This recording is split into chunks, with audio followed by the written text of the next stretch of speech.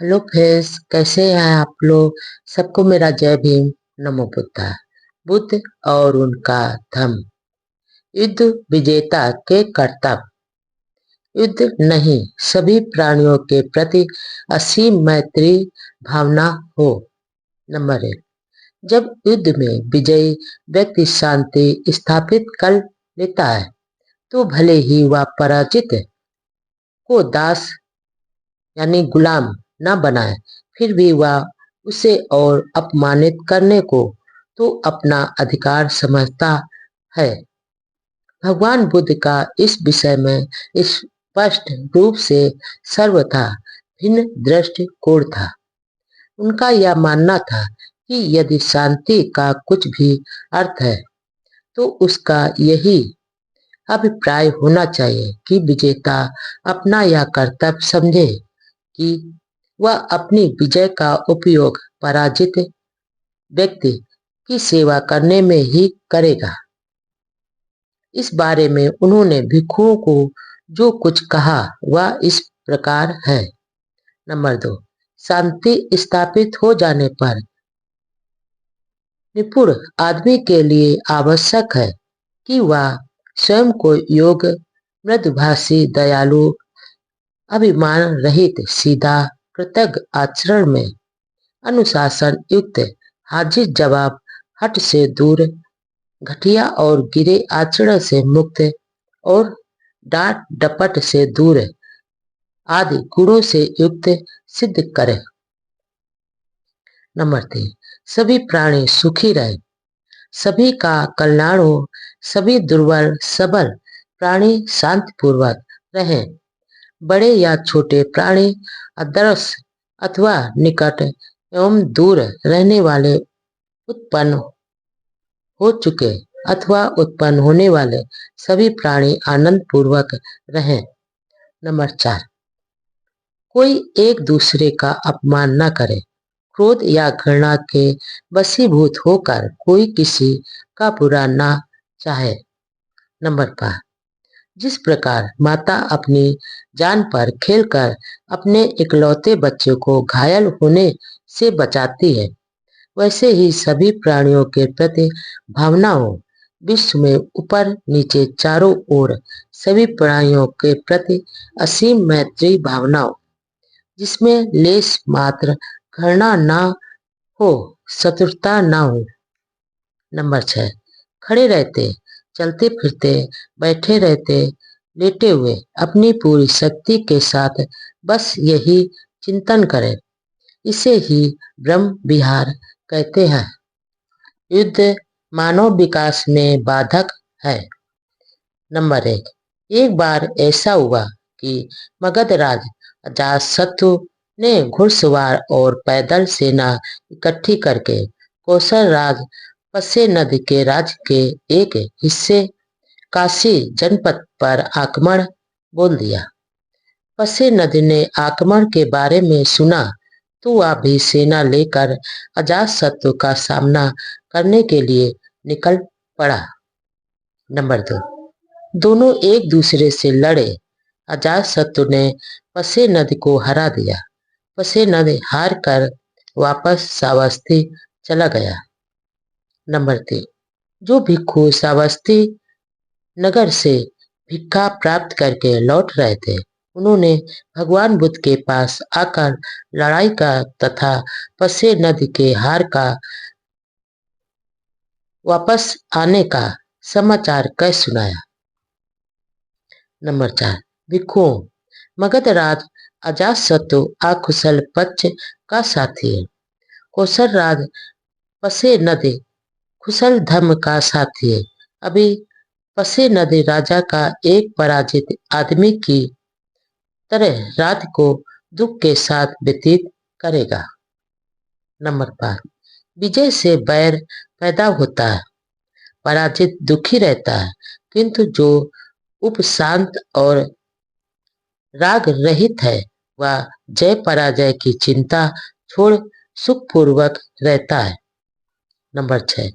फिर ऐसा हुआ कि वे दोनों राजा दूसरी बार फिर युद्ध भूमि में भिड़े, किंतु इस बार उस युद्ध में कौशल राज पसेनदी ने अजातशत्रु को हरा दिया और जीवित पकड़ लिया।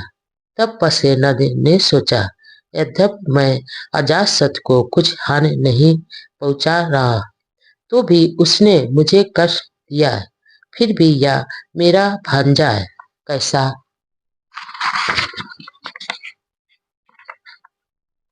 रहेगा यदि मैं उसे जीवित छोड़ दूं?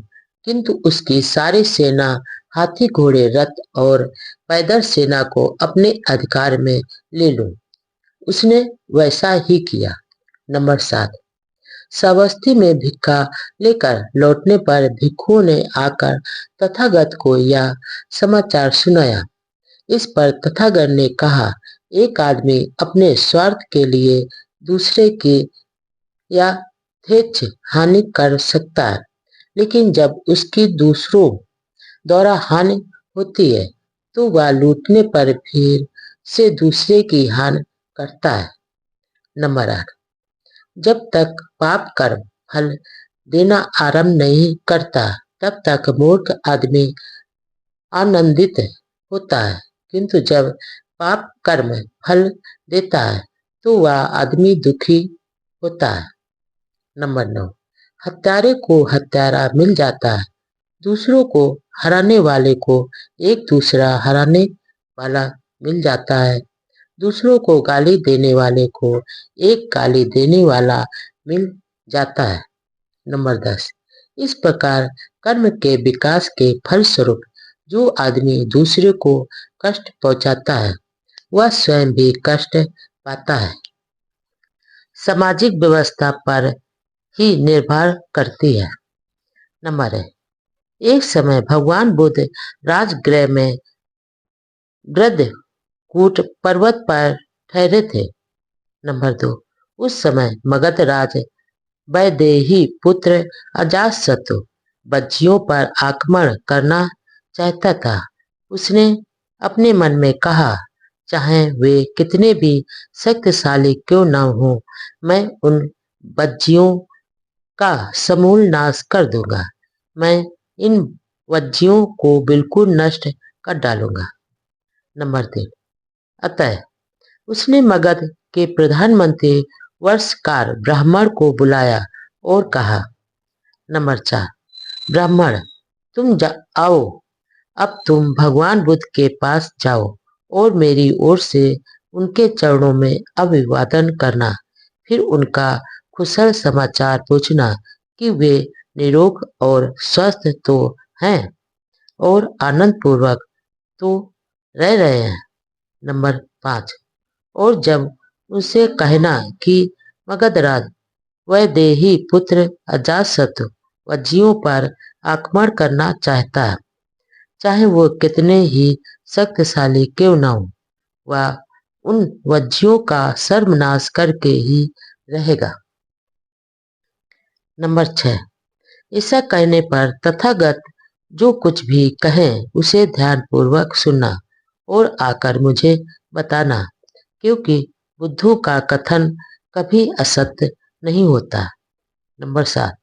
वर्षकार ब्राह्मण ने राजा के वचनों को सुना और कहा, जैसा आप चाहते हैं वैसा ही होगा। अनेक सुंदर सुंदर रथ जितवाकर वह गृद्धकूट पर्वत पर जा पहुंचा।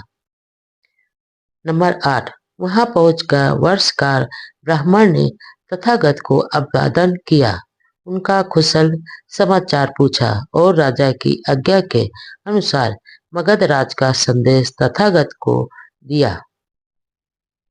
नंबर 9। उस समय आनंद महाथेर तथागत के पीछे खड़े थे। तथागत ने आनंद को संबोधित किया, आनंद, क्या तुमने सुना है कि वज्जीगण प्रायः अपनी सार्वजनिक बैठकें करते रहते हैं? नंबर 10। आनंद महाथेर ने उत्तर दिया, हाँ भगवान, मैंने ऐसा सुना है। नंबर 11। तथागत ने आगे कहा, आनंद, जब तक वज्जीगण अपनी सार्वजनिक बैठकें करते रहेंगे तब तक उनका पतन नहीं होगा बल्कि समृद्धि ही होगी। नंबर 12 आनंद। जब तक वज्जीगण मिलजुल कर व्यापक स्तर और समय पर सार्वजनिक बैठकें करते रहेंगे तब तक उनका पतन नहीं होगा बल्कि समृद्धि ही होगी। नंबर 13 आनंद। जब तक वे पूर्ण स्थापित नियमों के स्थान पर कुछ नया नहीं बनाएंगे, प्राचीन समय से चली आ रही वज्जियों की प्रथा के अनुसार कार्य करते रहेंगे। नंबर 14 जब तक वे अपने ज्येष्ठ वज्जियों का आदर सत्कार करते रहेंगे, उनकी आवश्यकताएं पूरी करते रहेंगे और उनकी बातों को महत्व देना अपना कर्तव्य समझते रहेंगे। नंबर 15 जब तक वे अपने वज्जी गण की किसी वज्जी लड़की या स्त्री को बलपूर्वक या अपहरण करके अपने पास नहीं रोकेंगे।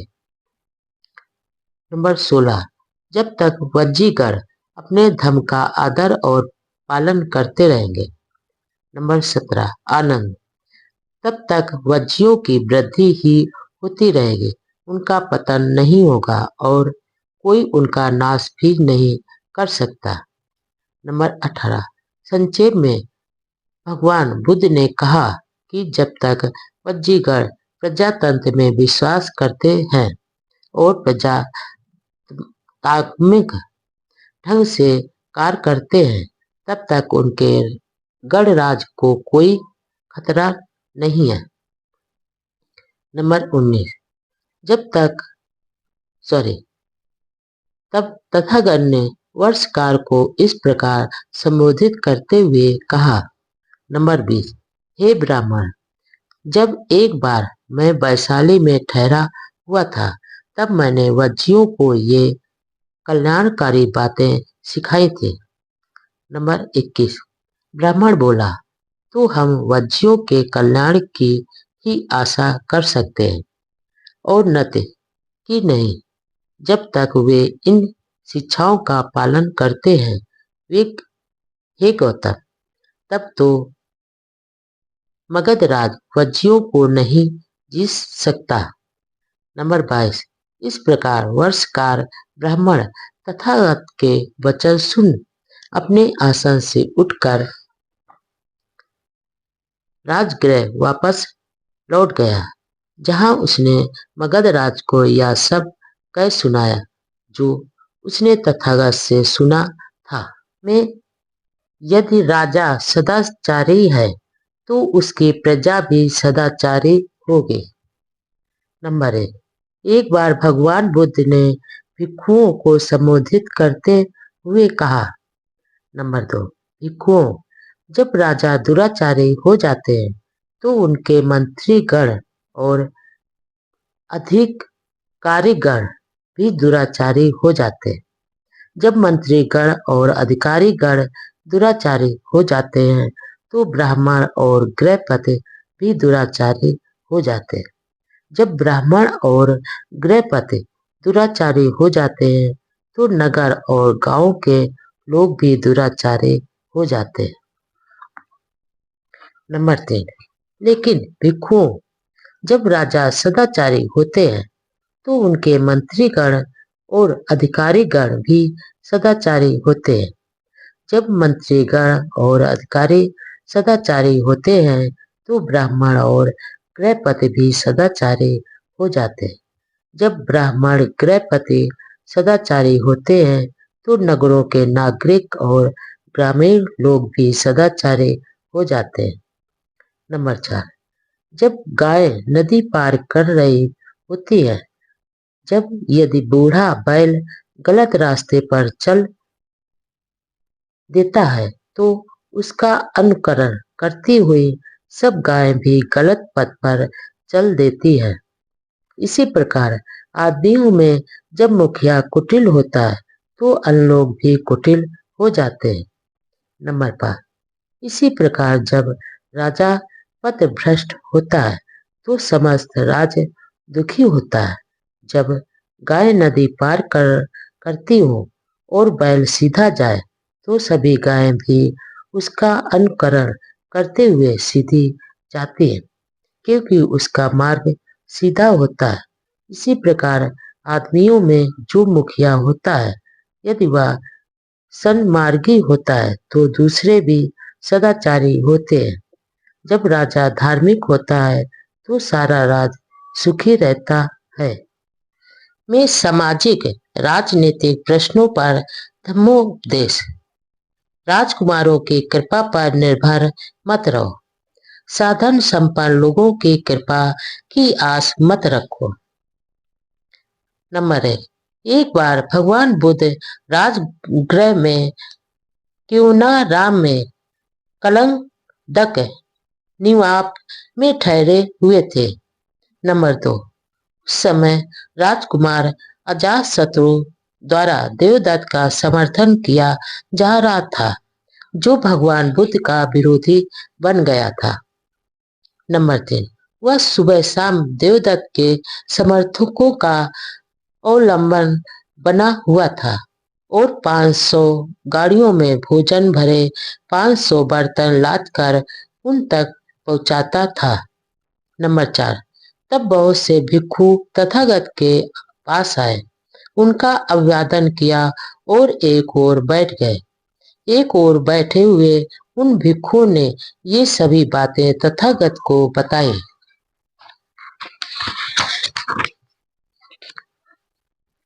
नंबर पाँच, तब तथागत ने भिक्षुओं को संबोधित करते हुए कहा, भिक्षुओं, राजाओं के लाभ सत्कार कृपा और खुशामद की इच्छा मत करो। जब तक भिक्षुओं अजातशत्रु 500 गाड़ियों में भोजन भरे 500 बर्तन लाद लाद कर देवदत्त के समर्थकों तक सुबह शाम पहुंचाता है, तब तक इसमें देवदत्त की हानि की अपेक्षा की जानी चाहिए, आने वाले अच्छे समय की नहीं। नंबर 6, भिक्षुओं, यदि कोई किसी पागल कुत्ते की नाक तक कलेजी के टुकड़े को ले जाए तो वह कुत्ता और भी अधिक पागल हो जाएगा।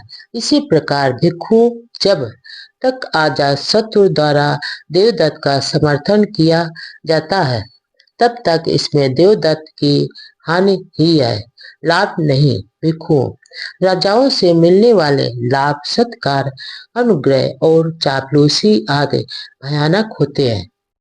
नंबर 7, वे शांति प्राप्ति के मार्ग की बहुत ही कटु दुखद बाधाएं हैं। नंबर 8, इसलिए भिक्षुओं, तुम्हें अभ्यास करना चाहिए कि जब हमें राजाओं से लाभ सत्कार कृपा और खुशामद और भेंट मिलेगी, हम उन्हें स्वीकार करेंगे, और जब वह सिर पर आ ही पड़े तो वे हमें जकड़ नहीं पाएंगे। हमारे हृदय में उनका कोई स्थान नहीं होगा और वे हमें राजकुमारों का गुलाम नहीं बना सकेंगे। पवित्र जीवन क्या है? नंबर एक बार जब भगवान बुद्ध चरखा कर रहे थे, उन्होंने अपने व्यवहार के अनुसार साथ में चल रहे भिक्षुओं को इस प्रकार उपदेश दिया। नंबर 2, भिक्षुओं, यह पवित्र जीवन लोगों को ठगने के लिए नहीं है, ना ही उनकी कृपा लाभ प्रशंसा प्राप्त करने के लिए है, ना ही विवाद की स्थिति में परेशानियों से उबरने के लिए उनका अनुग्रह प्राप्त करने के लिए है, ना ही यह इच्छा करने के लिए कि लोग जान जाएंगे कि यह अमुक है। इस पवित्र जीवन में इस प्रकार अभ्यास किया जाता है कि शरीर और वाणी को संयत रखा जाए, आश्रयों को दूर किया जाए तथा राग से विमुक्त और तृष्णा का क्षय किया जाए। स्नान से नहीं, धम्म से शरीर स्वच्छ व निर्मल होता है। नंबर 1, एक बार भगवान बुद्ध श्रावस्ती में विहार कर रहे थे। उस समय संगारव ब्राह्मण ही वहीं रह रहा था। वह पानी से शुद्धि मानने वाला था और पानी से शुद्धि का अभ्यास करता था। प्रायः रात दिन स्नान करना ही उसकी आदत बन गई थी। नंबर 2। अब पूज्य भंते आनंद प्रातःकाल चीवर धारण कर अपना पात्र चीवर साथ ले श्रावस्ती में भिक्षाटन के लिए निकले। श्रावस्ती में भिक्षा ग्रहण करके भोजन कर चुकने के बाद लौटकर आनंद महाथेर तथागत के पास पहुंचे। अभिवादन किया और एक ओर बैठ गए। इस प्रकार बैठे हुए आनंद महाथेर ने कहा। नंबर 3। भगवान, यहाँ श्रावस्ती में संगारोह नाम का एक ब्राह्मण रहता है। वह पानी से शुद्धि में विश्वास रखता है और पानी से शुद्धि का अभ्यास करता है। रात दिन अधिकांश समय स्नान करना उसकी आदत बन गई है। भगवान, अच्छा हो यदि आप संगारोह ब्राह्मण पर अनुकंपा करके उससे भेंट करने चले। नंबर 4। तथागत ने मौन रहकर अपनी स्वीकृति दी। नंबर 5। दूसरे दिन प्रातःकाल तथागत अपना चीवर पहन पात्र चीवर साथ ले संगारोह ब्राह्मण के घर जा पहुंचे। वहां पहुंचकर वे अपने लिए बिछाए गए आसन पर बैठ गए। नंबर 6। संगारोह ब्राह्मण तब तथागत के पास आया और उनका अभिवादन करके एवं कुशल क्षेम पूछकर एक ओर बैठ गया। नंबर 7। इस प्रकार उसके बैठ जाने पर संगारोह ब्राह्मण से तथागत ने पूछा, ब्राह्मण, जैसा लोग कहते हैं, क्या यह सच है कि तुम जल से शुद्धि में विश्वास रखते हो, पानी से शुद्धि का अभ्यास करते रहते हो और रात दिन अधिकांश समय स्नान करना तुम्हारी आदत बन गई है? नंबर 8। श्रमण गौतम, हाँ, यह सच है। नंबर 9। ब्राह्मण, किस लाभ की आशा में तुम इस प्रकार रात दिन स्नान करते रहने का अभ्यास करते हो? नंबर 10। श्रमण गौतम, यह इस तरह है कि दिन में मुझसे जो कुछ भी पाप कर्म होता है, मैं उसे उसी दिन सायंकाल स्नान द्वारा धो डालता हूँ। रात में मुझसे जो भी पाप कर्म होता है, उसे मैं अगले दिन प्रातःकाल उठते ही स्नान करके धो डालता हूँ। इस प्रकार रात दिन स्नान आदि करते रहने में मुझे यही लाभ दिखाई देता है। नंबर 11। तब तथागत ने कहा। नंबर 12। धम्म ही वह जल स्रोत है जो स्वच्छ है और निर्मल है। नंबर 13।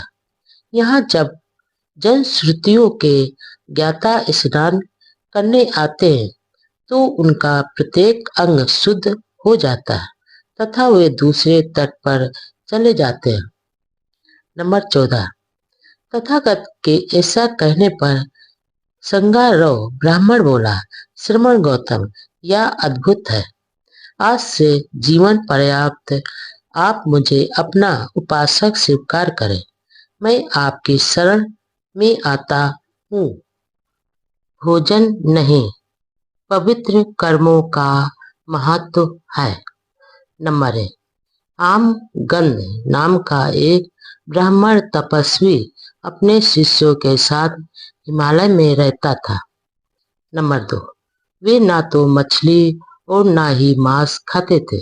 प्रतिवर्ष वे कुछ नमक खटाई की खोज में अपने आश्रम से नीचे उतरकर बस्ती में आते थे। गांव के लोग उनका आदरपूर्वक स्वागत करते थे और 4 महीने तक लगातार उनका आतिथ्य करते थे। नंबर 3। तब एक बार भिक्षुओं सहित भगवान बुद्ध भी उसी गांव में आए तो लोग तथागत का धर्मोपदेश सुनकर उनके श्रवक बन गए। नंबर 4, सदा की भांति उस वर्ष तपस्वी आमगंध और उसके शिष्य भी उस गांव में आए, किंतु गांव के लोगों ने उसी उत्साह से उनका स्वागत नहीं किया। नंबर 5, आमगंध को यह जानकर निराशा हुई कि तथागत ने मछली और मांस के भोजन का निषेध नहीं किया।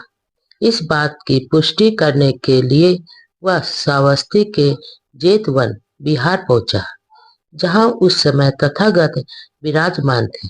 वह बोला।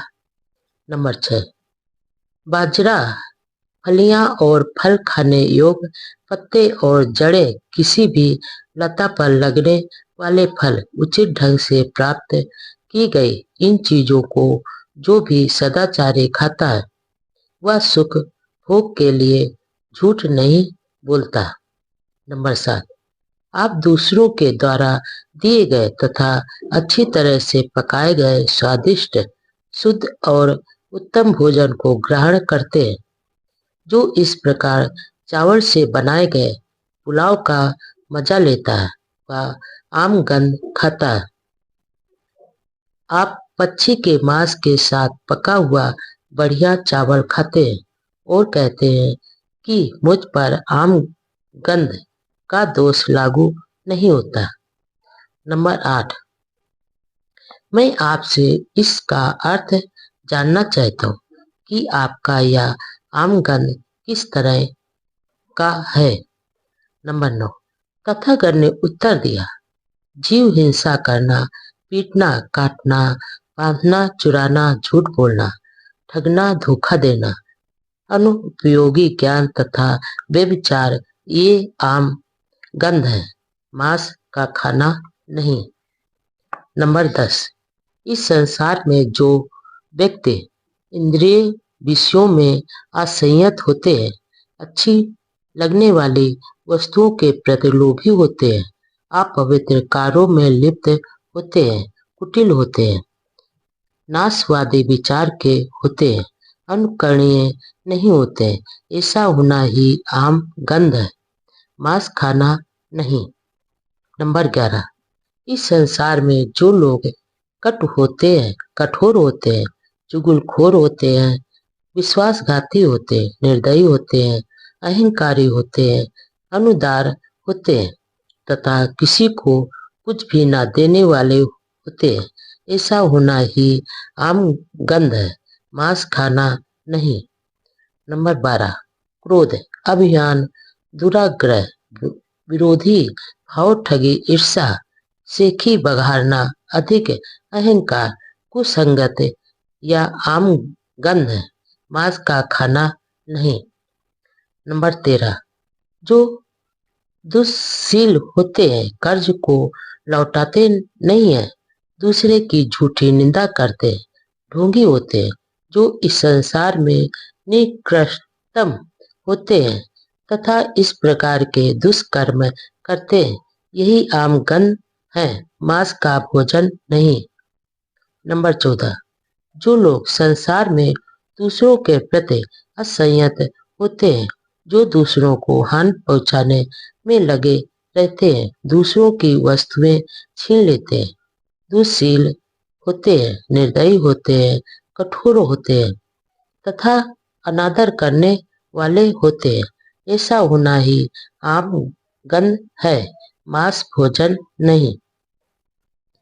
नंबर 15, जो लोभ या द्वेष के कारण प्राणियों पर आक्रमण करते हैं तथा सदैव कुकर्म करने के लिए तत्पर रहते हैं, वे मरणातर अंधकार में जाते हैं और सिर के बल नरक में गिरते हैं, ऐसा होना ही आम गंध है, मांस भोजन नहीं। नंबर 16, मछली तथा मांस भोजन से विरत रहने से, नंगे रहने से, सिर मुड़ाने से, जटाएं रखने से, भभूत रमाने से, मृग छाल धारण करने से, अग्नि में आहुति देने से, अमृत प्राप्त के निमित्त विभिन्न प्रकार की तपस्याएं करने से, जादू टोने से, बलि चढ़ाने से और रीत के अनुसार पूजा पाठ करने से आदमी की तब तक शुद्धि नहीं हो सकती जब तक उसके संदेह यानी भी चिकित्सा दूर नहीं होते। नंबर 17 संयत इंद्रिय है जागरूक है नंबर 17 जो संयतेंद्रिय है जागरूक है धम्म में स्थित है जिसे शील पालना और भद्रता में आनंद का अनुभव होता है जिसने आसक्ति को त्याग दिया है और सभी दुखों को जीत लिया है वह बुद्धिमान आदमी देखने और सुनने में आसक्त नहीं होता। नंबर 18 यह अकुशल कर्म ही है जो आम गंध है मांस भोजन नहीं। भोजन खाने का व्यक्ति की पवित्रता से कोई संबंध नहीं है।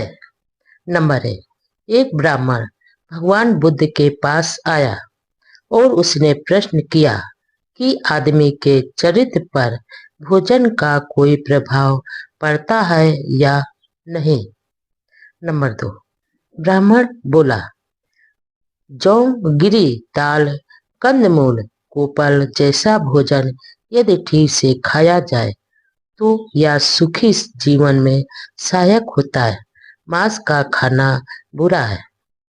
नंबर 3 भगवान ने उत्तर दिया यद्यपि तुम कहते हो कि तुम मुर्दा मांस को नहीं छूते तो भी तुम चिड़ियों के मांस से बना हुआ अपनी रुचि का पकवान खाते हो। मैं तुमसे पूछता हूँ कि मुर्दा मांस से तुम्हारा क्या अभिप्राय है। नंबर 4 किसी प्राणी की हत्या करना किसी का अंग भंग करना मारना पीटना बांधना चोरी करना झूठ बोलना ठगी छल कपट व्यभिचार ये सब मांस नहीं है तो भी ये मुर्दा मांस के भोजन जैसे ही है।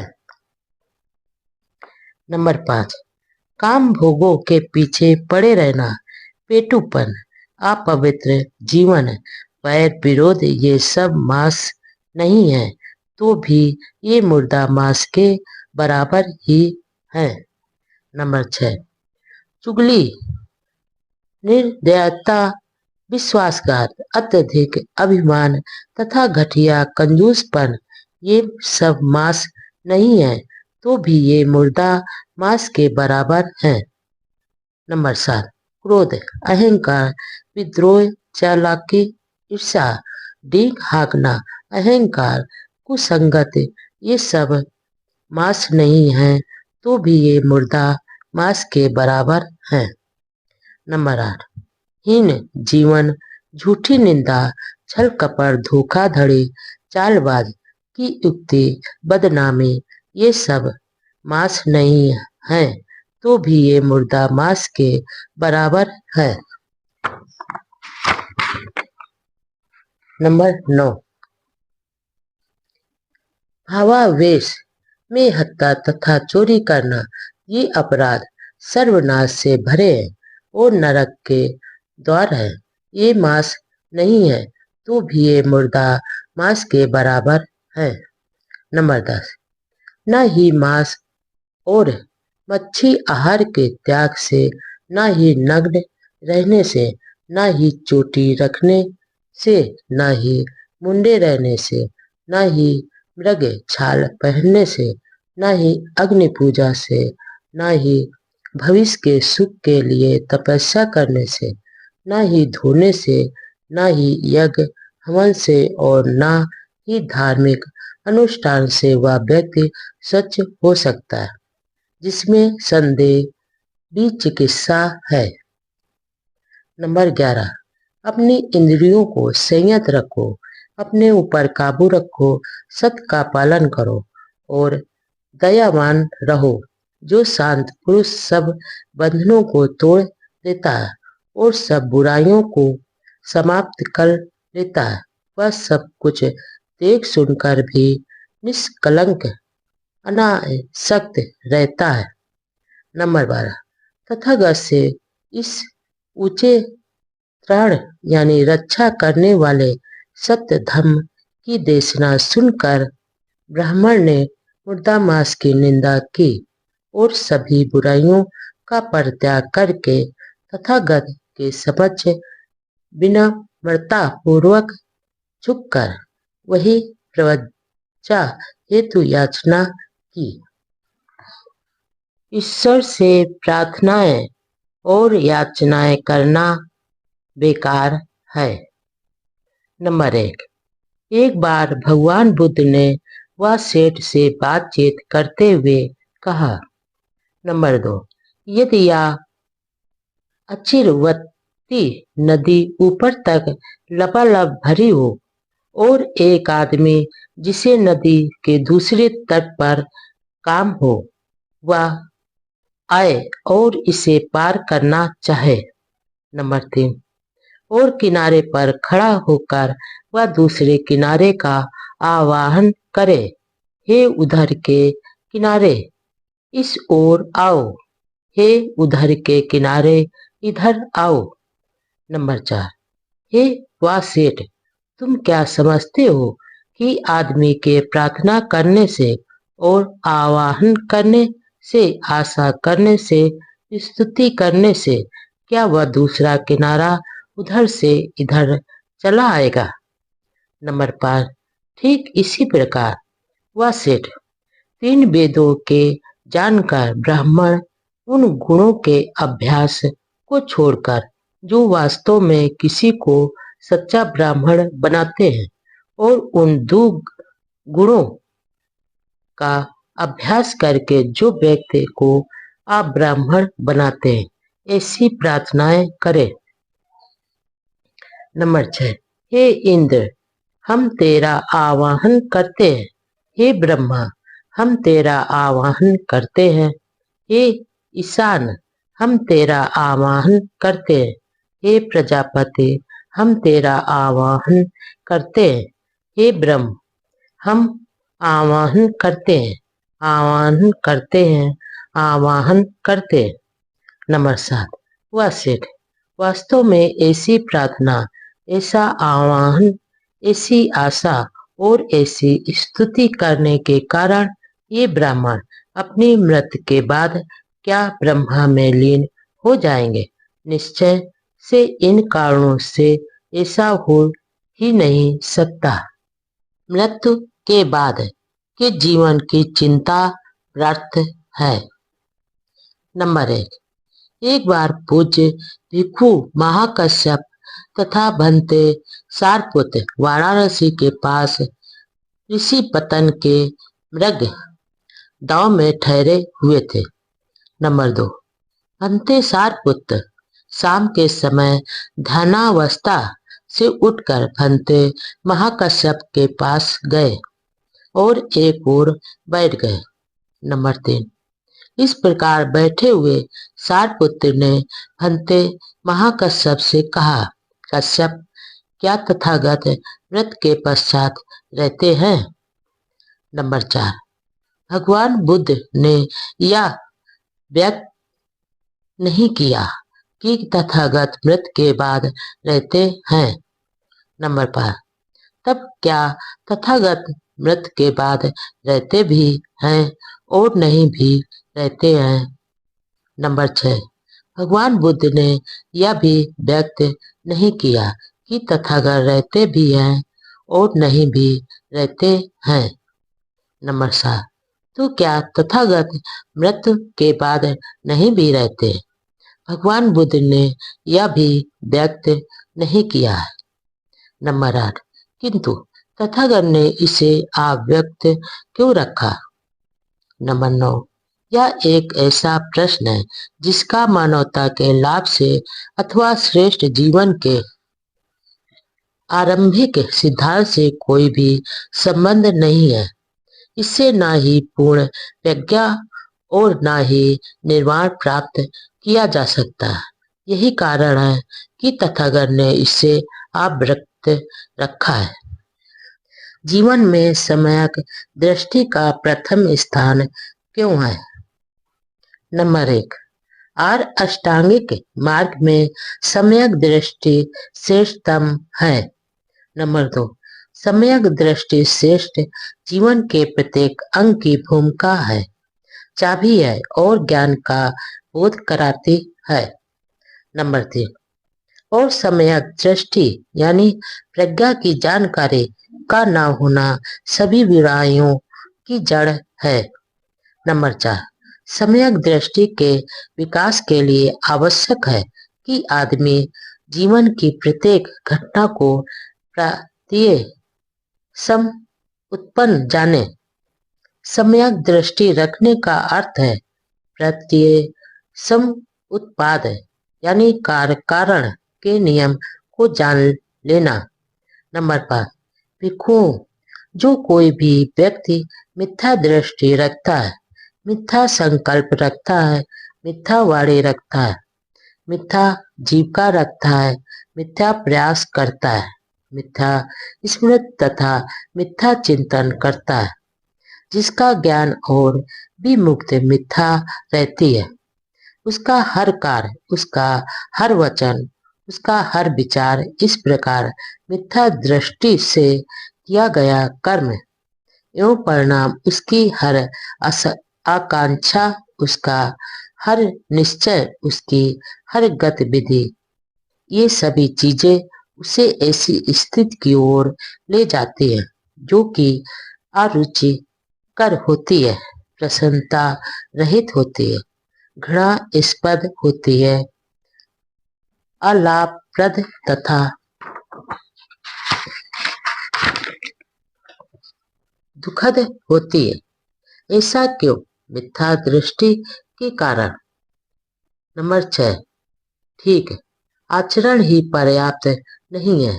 एक छोटे बालक का आचरण ठीक हो सकता है, किंतु इसका यह अर्थ नहीं कि उसे ठीक आचरण का ज्ञान है।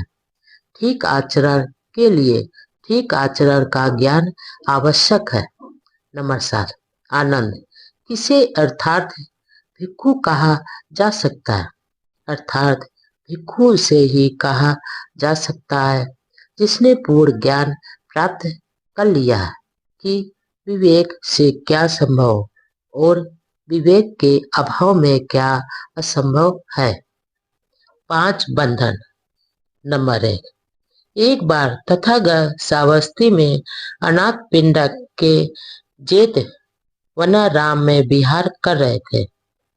तब तथागत ने भिक्षुओं को संबोधित किया, भिक्षुओं, भदंत कहकर। भिक्षुओं ने उत्तर दिया। तब तथागत ने इस प्रकार कहा। नंबर 2, भिक्षुओं, मेरे द्वारा बताए गए उन 5 बंधनों का ध्यान रखो जो आदमी को नीचे की ओर ले जाते हैं। नंबर 3, इस पर भिक्षु मालूक्य पुत्र ने तथागत से इस प्रकार निवेदन किया। नंबर 4, भगवान, मैं उन 5 बंधनों का ध्यान रखता हूँ। नंबर 5, मालूक्य पुत्र, तू उन 5 बंधनों का किस प्रकार ध्यान रखता है? नंबर 6, भगवान, मुझे ध्यान है जो आपने शरीर की अवस्था यानी सत्य, दिठी, बीच चिकित्सा यानी संदेह, अनुष्ठान एवं धार्मिक कृत्य पर निर्भरता, विषय शक्ति में आनंद और द्वेष के बारे में बताया है कि ये सभी बंधन है जो पतन की ओर ले जाते हैं। ये 5 बंधन है जिनके बारे में मैं जागरूक रहता हूँ। नंबर 7, मालूक्य पुत्र, ये 5 बंधन किसके लिए बताए गए? क्या तू इन 5 बंधनों को ध्यान में रखता है? क्या दूसरे मतों के अनुयायी छोटे बालक की उपमा देकर भत्सना के लिए तुझे ऐसा नहीं कहेंगे। नंबर 8, किंतु मालूक कह पुत्र, आकाश की ओर मुंह करके लेटे हुए अबोध छोटे बालक की काया अविकसित होती है। उसमें सत्काय दृष्टि कहाँ से उत्पन्न हो सकती है? फिर भी उसमें सत्काय दृष्टि के प्रति प्रवृत्ति तो होती है ही है। नंबर 9, इस प्रकार मालूकय पुत्र, आकाश की ओर मुंह करके लेटे हुए अबोध छोटे बालक का चित्त अविकसित होता है। तब उसमें चित्त की बीज चिकित्सा कहाँ से उत्पन्न हो सकती है? हाँ, फिर भी उसमें बीज चिकित्सा की प्रवृत्ति रहती है। नंबर 10, इसी प्रकार मालूकय पुत्र, इस अवस्था में उसका शील युक्त आचरण नहीं हो सकता। तब उसमें शील व्रत यानी अनुष्ठान एवं धार्मिक कृत्य पर निर्भरता कहाँ से आएगी? फिर भी उसमें शील व्रत संबंधी निर्भरता की प्रवृत्ति रहती है। नंबर 11, इसी प्रकार मालूकय पुत्र, उस अबोध बालक में कोई कामासक्ति नहीं होती है। तब उसमें कामासक्ति की इच्छा कहाँ से आएगी? किंतु फिर भी उसमें भी कामासक्ति की प्रवृत्ति रहती है। नंबर 12, इसी प्रकार मालूकय पुत्र, उस अबोध बालक के लिए अभी प्राणियों का अस्तित्व ही नहीं है। तब उसके मन में प्राणियों के प्रति द्वेष कहाँ से आएगा? हाँ, फिर भी उसमें द्वेष की प्रवृत्ति तो रहती ही है। नंबर 13, अब क्या मालूकय पुत्र दूसरे मतों के अनुयायी छोटे अबोध बालक की उपमा देकर तेरी भर्त्सना नहीं करेंगे? नंबर 14, जब यह कहा जा चुका तो महाथेर ने तथागत से निवेदन किया, सुगत, अब आपके लिए विश्राम करने का समय है। सुगत, आप अब आपके लिए विश्राम करने का समय है। श्रेष्ठ जीवन, राग द्वेष से मुक्त हो जाना। नंबर 1, एक बार राध फिर तथागत के पास आए। आकर तथागत को अभिवादन कर एक ओर बैठ गए। इस प्रकार बैठे हुए राधेर ने तथागत से निवेदन किया, भगवान कृपा करके बताएं कि निर्वाण किस लिए है? नंबर 2, भगवान बुद्ध ने उत्तर दिया, निर्वाण का अर्थ है राग द्वेष से मुक्त हो जाना। नंबर 3, लेकिन भगवान निर्वाण का उद्देश्य क्या है? नंबर 4, राध श्रेष्ठ जीवन जीना ही निर्वाण है। निर्वाण ही लक्ष्य है। निर्वाण प्राप्त ही उद्देश्य है। निर्वाण क्या है? नंबर 1, एक बार भगवान बुद्ध सावस्ती में अनाथ पिंडक के जेत वनाराम में विहार कर रहे थे। वहीं पर भंते सारपुत्र भी ठहरे हुए थे। नंबर 2, तथागत ने भिक्षुओं को संबोधित करते हुए कहा, भिक्षुओं, तुम्हें धम्म का दायाद यानी उत्तराधिकारी बनना चाहिए, भौतिक वस्तुओं का नहीं, क्योंकि मेरे मन में तुम सब के लिए अनुकंपा है। इसलिए धर्मानुसार मैं चाहता हूं कि तुम ऐसे ही बनो। नंबर 3, इतना कहकर तथागत उठे और अपनी कुटी में चले गए। नंबर 4, भंते सारपुत्र पीछे रह गए। भिक्षु ने सारपुत्र से प्रार्थना की कि वह बताए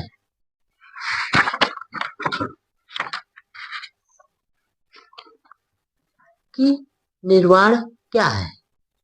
नंबर 5, तब सारपुत्र ने भिक्षु को उत्तर देते हुए कहा, भिक्षु, तुम जानते हो कि लोभ आकुशल धर्म है, द्वेष आकुशल धर्म है।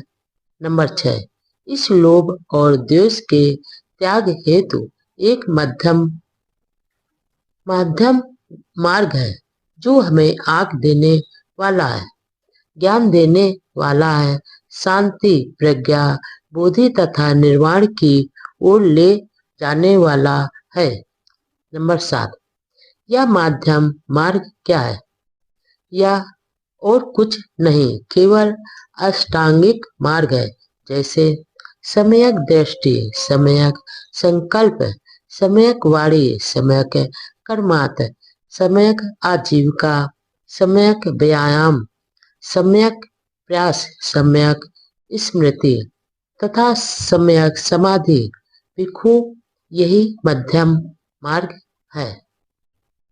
नंबर 8, हाँ भिक्षु, क्रोध आकुशल धर्म है, द्वेष आकुशल धर्म है, ईर्ष्या और कंजूसी आकुशल धर्म है, मिथ्याचार, छल कपट और अहंकार आकुशल धर्म है, ढोंग और प्रमादपन आकुशल धर्म है। नंबर 9, प्रमाद और आडंबर के त्याग के लिए मध्यम मार्ग है जो आग देने वाला है, ज्ञान देने वाला है तथा शांति, प्रज्ञा और बोधि की ओर ले जाने वाला है। नंबर 10, आर अष्टांगिक मार्ग का ही दूसरा नाम निर्वाण है। नंबर 11, इस प्रकार महाथेर सारपुत्र ने कहा तो सभी भिक्षुओं ने आनंदित होकर उनका अनुमोदन किया। चाहे दूसरे कुछ भी करें, तुम शील का पालन करो। नंबर 1, सभी आकुशल विचारों का त्याग करो। नंबर 2, आकुशल विचारों के मिटा देने का यह मार्ग है।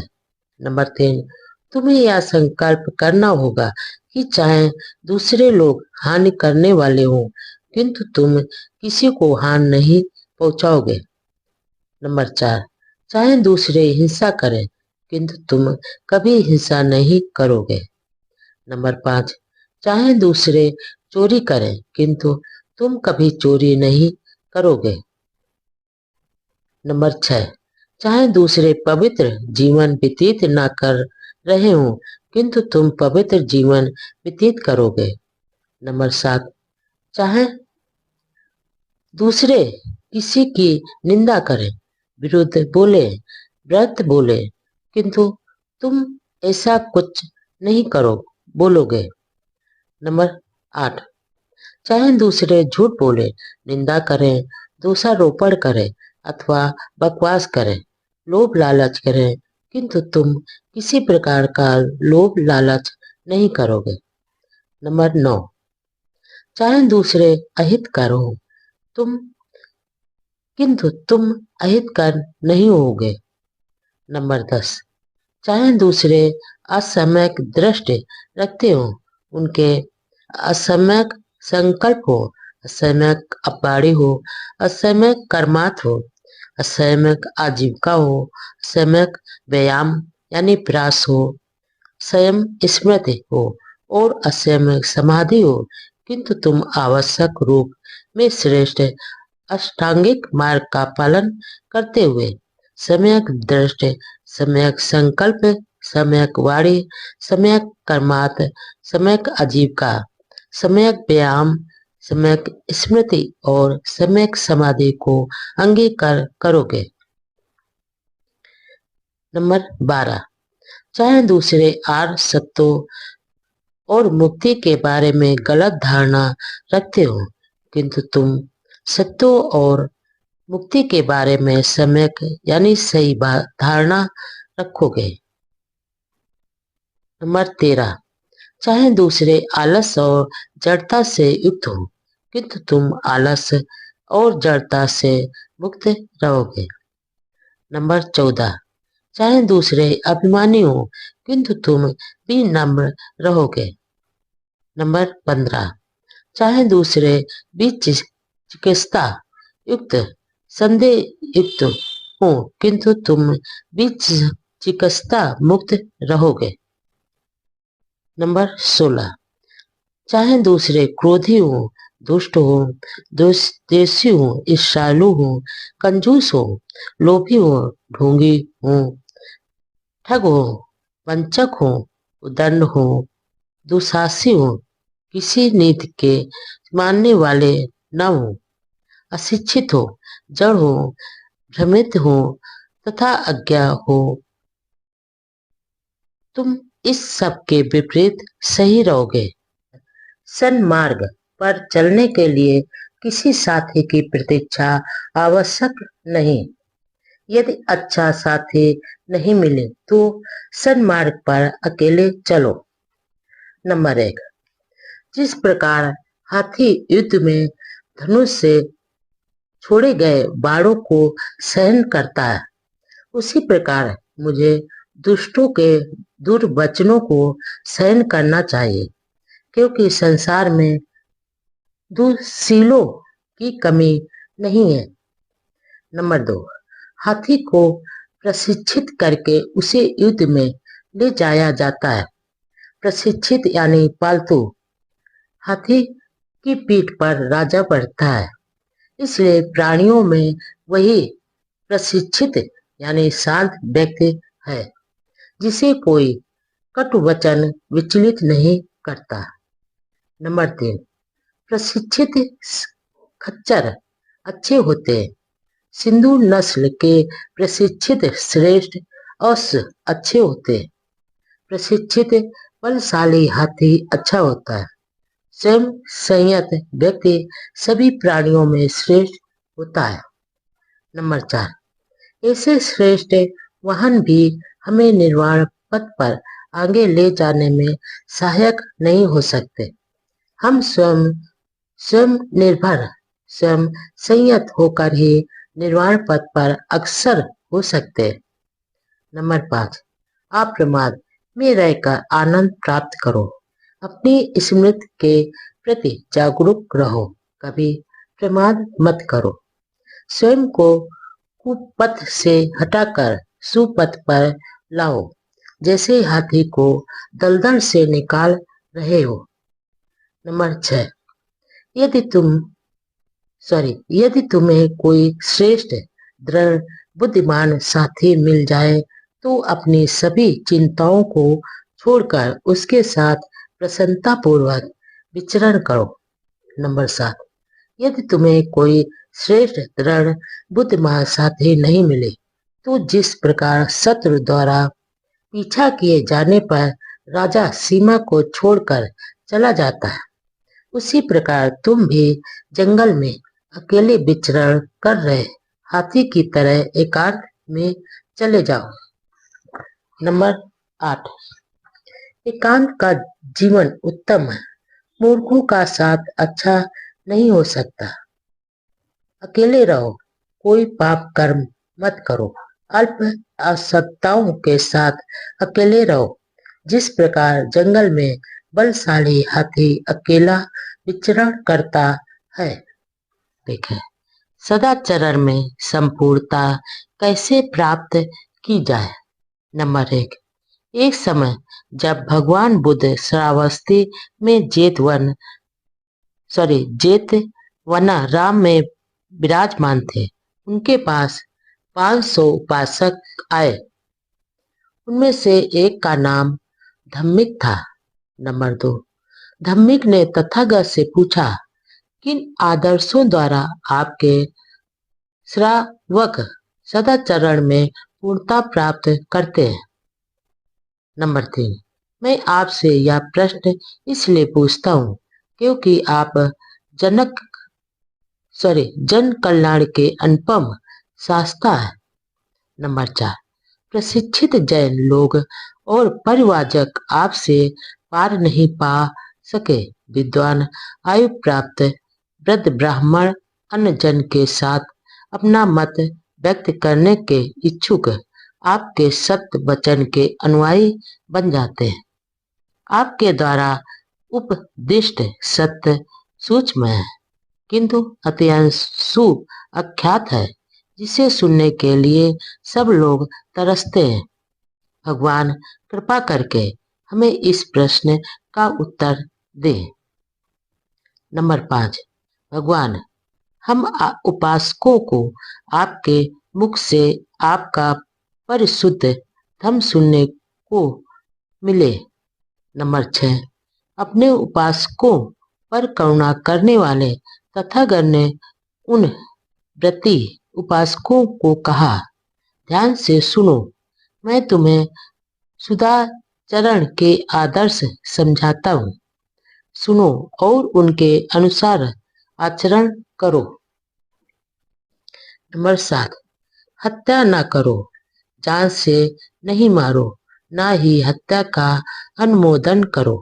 किसी भी सबल अथवा दुर्बल प्राणी के साथ हिंसा नहीं करनी चाहिए। नंबर 8। किसी भी उपासक को जानबूझकर चोरी नहीं करनी चाहिए, ना ही चोरी करानी चाहिए। दूसरे जो कुछ दे बस वही लेना चाहिए। नंबर 9। व्यभिचार को आग के गड्ढे के समान समझकर उससे दूर रहे अथवा स्वयं संयमी न हो। पाने पर किसी विवाहित स्त्री का चरित्र न बिगाड़े। नंबर 10। किसी परिषद में, अदालत में या बातचीत में झूठ न बोले, न किसी को झूठ बोलने के लिए प्रेरित करें अथवा उसका समर्थन करें। असत्य का त्याग करें। नंबर 11। उपासक को चाहिए कि इस नियम का पालन करे, नशीले पदार्थों को ग्रहण न करे, किसी को इसका पान न कराए, किसी के नशीले पदार्थ पान करने का अनुमोदन न करे। विचार करें कि शराब आदमी को कैसे पागल बनाकर पतन की ओर ले जाती है। नंबर 12। शराब के नशे में उपासक पाप कर बैठते हैं तथा दूसरे प्रमादी उपासकों को पाप में प्रवृत्त करते हैं। इसलिए इस पागल बनाने वाले व्यसन का, इस मूर्खता का, इस मूर्खों के स्वर्ग का परित्याग करें। नंबर 13। प्राणी हिंसा न करे, चोरी न करे, झूठ न बोले, नशीले पेय पदार्थों से दूर रहें, व्यभिचार से विरत रहें तथा रात को विकाल भोजन न करें। नंबर 14। सुगंधियों तथा पुष्पमालाओं आदि का त्याग करें तथा भूमशैया पर सोएं। इस प्रकार सभी उपसत दिनों में यह व्रत ग्रहण करें और पवित्र मन से इस अष्टांगिक व्रत का पालन करें। नंबर 15। प्रातः काल इन व्रतों का पालन करें और शुद्ध श्रद्धा युक्त चित्त से बुद्धिमान बने और भिक्षुओं को यथा सामर्थ्य भोजन तथा पेय पदार्थों का दान करें। नंबर 16। माता पिता की सेवा करें, सदाचरण युक्त धंधा करें। इस प्रकार दृढ़ श्रद्धावान उपासक उच्च पद को प्राप्त करता है। सदाचरण और सांसारिक जिम्मेदारियां। नंबर 1। एक समय जब भगवान बुद्ध राजगृह के उस बेलुवनाराम में विहार कर रहे थे जहां गिलहरियों को दाना चुगाया जाता था, उसी समय बहुत से भिक्षुओं के साथ भंते सारपुत्र दक्षिण की पहाड़ियों में चारका कर रहे थे। नंबर 2। रास्ते में उनकी एक भिक्षु से भेंट हुई जिसने राजगृह में वर्षावास किया था। आपसी अभिवादन और शिष्टाचार के बाद सारपुत्र ने भगवान बुद्ध का कुशल समाचार पूछा। उन्हें बताया गया कि वे अच्छी तरह से हैं और भिक्षु संघ भी कुशल है। सारपुत्र द्वारा राजगृह के तांडुपाल द्वार के धन जन ब्राह्मण का कुशल समाचार पूछे जाने पर उन्हें बताया गया कि वह भी अच्छी तरह से है। नंबर 3, तब सारपुत्र ने उस भिक्षु से प्रश्न किया, और क्या धनजनी ब्राह्मण अप्रमाद पूर्वक रह रहा है? नंबर 4, भिक्षु ने उत्तर दिया, धनजन ब्राह्मण अप्रमाद पूर्वक कैसे रह सकता है? वह ब्राह्मणों और गृहपतियों को मोड़ने के लिए राजा का उपयोग करता है, और राजा को मोड़ने के लिए ब्राह्मणों और गृहपतियों का उपयोग करता है। सुशील कुल से आई उसकी सुशील पत्नी भी अब मर चुकी है। उसने अब एक दूसरी पत्नी रख ली है, जो ना सुशील कुल से आई है और ना स्वयं ही सुशील है। नंबर 5, भंते सारपुत्र बोले, धन जनी के प्रमाद के बारे में यह तो सचमुच बुरा समाचार, बहुत बुरा समाचार सुनने को मिला। शायद कहीं किसी समय उससे भेंट हो जाए तो मैं उससे बातचीत करना पसंद करूंगा। नंबर 6, दक्षिण की पहाड़ियों में रह चुकने के बाद सारपुत्र चरखा करते करते राजगृह पहुंचे और क्यों वना राम में ठहरे। नंबर 7, दूसरे दिन प्रातःकाल चिवर पहन और पात्र हाथ में ले सारपुत्र भिक्षाटन के लिए राजगृह में गए। उस समय धनजन ब्राह्मण नगर से बाहर अपनी गायों का दुहा जाना देख रहा था। नंबर 8, भिक्षाटन के पश्चात भोजन कर चुकने के बाद सारपुत्र ने उस ब्राह्मण को ढूंढ लिया। सारपुत्र को आता देख वह ब्राह्मण उन्हें मिलने के लिए आया और बोला कि भोजन से पूर्व यह दूध पीने का समय है। नंबर 9, ब्राह्मण, नहीं, मैंने आज का भोजन कर लिया है और अब माध्य के समय एक वृक्ष की छाया के नीचे विश्राम करूंगा। मुझे मिलने के लिए आप वहां आना। नंबर 10, धनजनी ने स्वीकार किया और स्वयं खाना खा चुकने के बाद सारपुत्र के पास आया और अभिवादन करके बैठ गया। नंबर 11, सारपुत्र ने ही बातचीत आरंभ की। धनजनी, क्या मैं विश्वास करूं कि तुम में अप्रमाद, जिज्ञासा और सदाचरण है? नंबर 12, ऐसा कैसे हो सकता है जब अपने खाने पीने की चिंता करने के अतिरिक्त मुझे अपने माता पिता, पत्नी और परिवार, दास और सेवकों का भरण पोषण करना पड़ता है। अपने परिचितों, मित्रों, रिश्तेदारों और अतिथियों का आतिथ्य करना पड़ता है। अपने मृत पितरों का श्राद्ध भी करना पड़ता है।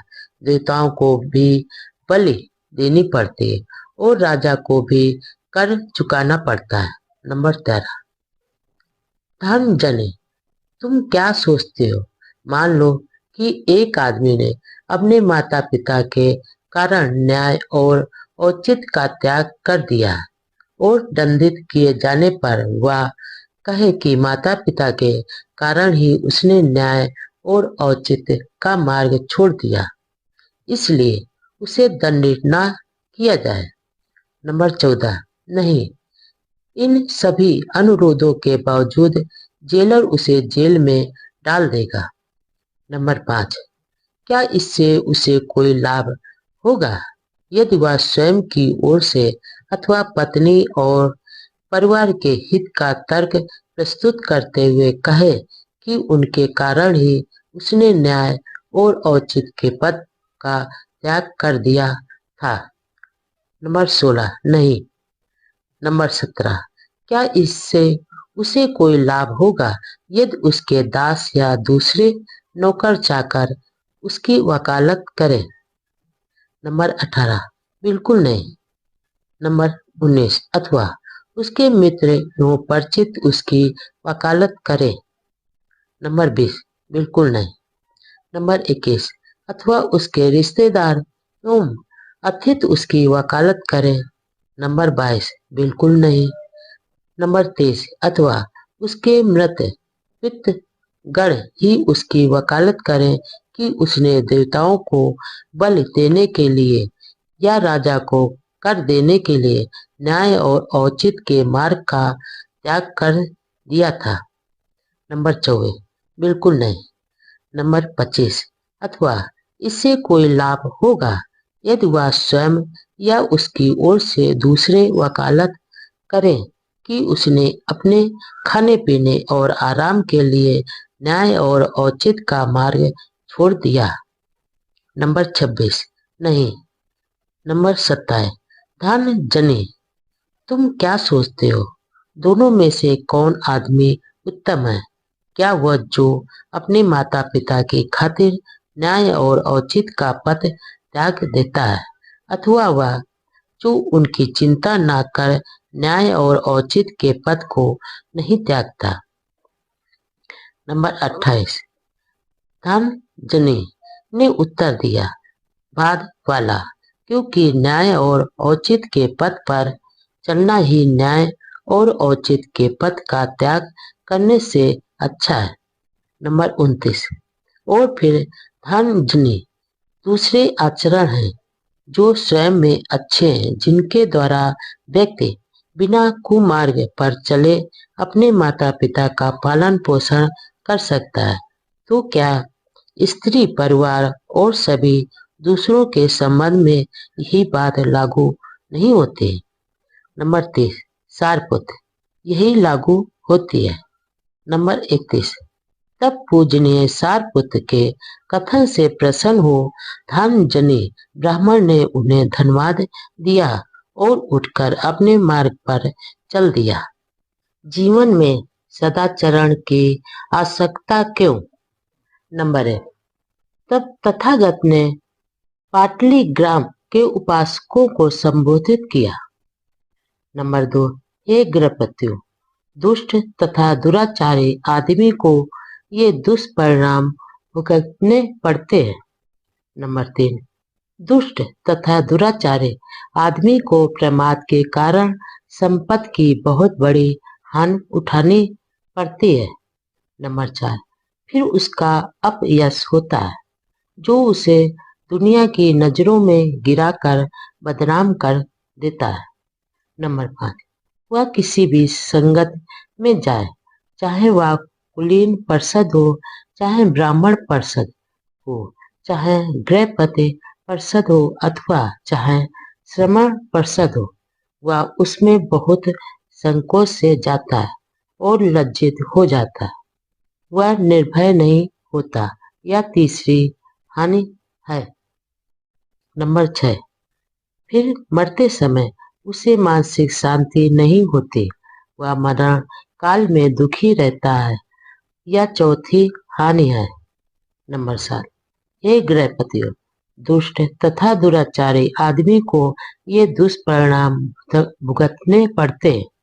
नंबर 8 हे गृहपतियों, अब उन लाभों का विचार करो जो सदाचारी तथा गुणवान आदमी को प्राप्त होते हैं। नंबर 9 जो सदाचारी आदमी गुणवान होकर रहता है, उसके पास बहुत संपत्ति हो जाती है और यह उसके अपने प्रयास के कारण होती है। नंबर 10 तब उसका सुयश फैल जाता है, वह हर जगह सम्मानित होता है। नंबर 11 वह जिस किसी भी संगत में जाता है, चाहे वह कुलीन परिषद हो, चाहे ब्राह्मण परिषद हो, चाहे गृहपति परिषद हो अथवा श्रमण परिषद हो, वह उसमें साहस और विश्वास के साथ प्रविष्ट होता है। नंबर 12 फिर उसे मानसिक शांति प्राप्त रहती है। मरते समय वह चित्त की शांति के साथ शरीर त्यागता है। नंबर 13 मूर्ख आदमी पाप करते समय यह नहीं जानता कि वह पाप कर रहा है। उसके अपने पाप कर्म उसे अग्नि के समान जला देते हैं। नंबर 14, जो कोई किसी अहानिकार और निर्दोष व्यक्ति को दुख देता है वह या तो भीषण विनाश को प्राप्त होता है, या उसका चित्त विक्षिप्त हो जाता है, या उसके नातेदारों की हानि होती है, या उसका सभी धन हानि को प्राप्त होता है। सदाचरण क्या है? नंबर 1, एक बार जब भगवान बुद्ध कौशल में महान भिक्षु संघ सहित भिक्षा हेतु चर्चा कर रहे थे, तो वह साला नामक एक ब्राह्मण ग्राम में पहुंचे। यह ग्राम कौशल जनपद में पड़ता था।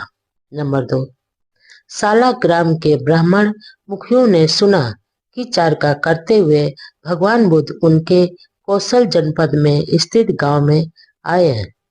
नंबर 3, उनको लगा कि भगवान बुद्ध के दर्शनार्थ जाना अच्छा है, इसलिए साला ग्राम के ब्राह्मण भगवान बुद्ध के पास गए और कुशल क्षेम पूछकर एक ओर बैठ गए।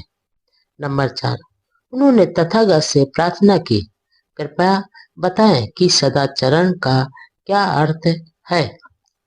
नंबर 5, ब्राह्मणों से भगवान बुद्ध ने कहा, शरीर के 3 दुराचरण होते, वाणी के 4 दुराचरण होते और मन के 3 दुराचरण होते। नंबर 6, जहां तक शरीर के दुराचरण की बात है, एक आदमी रक्त रंजित हाथों से शिकारी की तरह हत्यारा होते हुए प्राणियों के प्रति निर्दयी होकर हत्या करता है,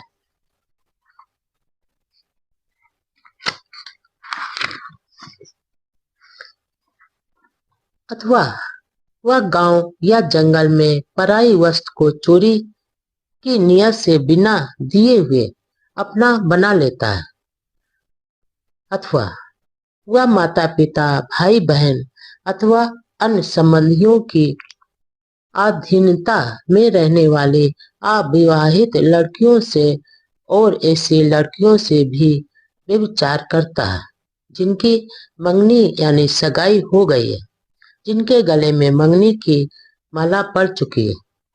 नंबर 7, जहां तक वाणी के दुराचरण की बात है, वह झूठ बोलता है जब उसे सभा के सामने या ग्राम पंचायत के सामने या परिवार परिषद के सामने या राजकीय परिषद के सामने या अपनी श्रेणी के सामने साक्षी देने के लिए कहा जाए, तो वह न जानते हुए कहता है कि मैं जानता हूँ, जानता हुआ कहता है कि मैं नहीं जानता हूँ, न देखे हुए कहता है कि मैंने देखा है, और देखे हुए भी कहता है कि मैंने नहीं देखा। वह अपने हित में किसी दूसरे के हित में अथवा किसी लोग के कारण जानबूझकर झूठ बोलता है, अथवा वह एक चुगलखोर हो सकता है, यहाँ सुनी और वहां जाकर कह दे ताकि यहाँ के लोगों और वहां के लोगों का झगड़ा हो जाए, अथवा वह सुनी और यहाँ कह दे ताकि यहाँ के लोगों और वहां के लोगों का झगड़ा हो जाए। वह शांति को भंग करने वाला और क्रोध पैदा करने वाला होता है। झगड़ा बढ़ाने की नियत से ही वह बोलता है, झगड़ा कराने में ही उसे आनंद आता है, मजा आता है, प्रसन्नता होती, अथवा वह जुबान का कड़वा हो सकता है। जो कुछ वह बोलता है वह अप्रिय और कठोर होता है, दूसरों के दिलों को घायल करने वाला, दूसरों को दुख पहुंचाने वाला, क्रोध को पैदा करने वाला और व्याकुलता पैदा करने वाला होता है, अथवा वह बहुत बोलने वाला हो सकता है, व्यर्थ की बात करते रहने वाला, हानिकारक बात करने वाला, कभी नीति की बात न करने वाला, सदा ही तुच्छ, असामयिक, उद्देश्यहीन तथा निष्प्रयोजन और अलाभकारी बात करने वाला होता है।